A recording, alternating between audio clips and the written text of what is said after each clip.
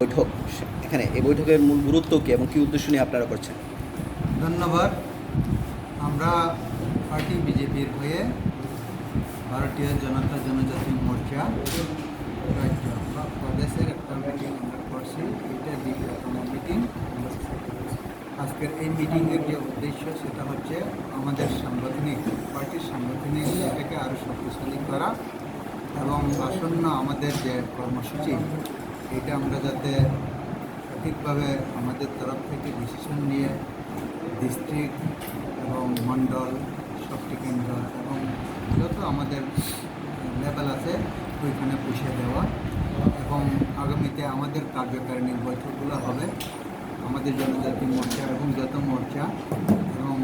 Main যে committee সবারই কার্যকারিণীর বৈঠক হবে ওইগুলো নিয়ে আমাদের যে ডিসিশন আর বিশেষ করে আমাদের সংগঠনকে আরও শক্তিশালী করার জন্য আমাদের আজকের এই মূলত ত্রিপুরার ইতিহাস আমরা যদি একটু সুষ্ঠুভাবে চিন্তা করি তাহলে ত্রিপুরাতে জনজাতিদেরকে নিয়েই মানে সমস্ত রাজনৈতিক খেলা।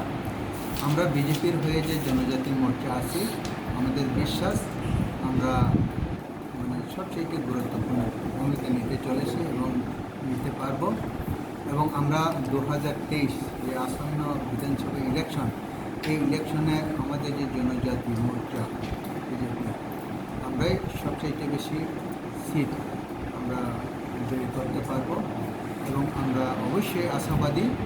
সমস্ত জনজাতি ভাই বোনরা আমাদেরকে ভোট দেবেন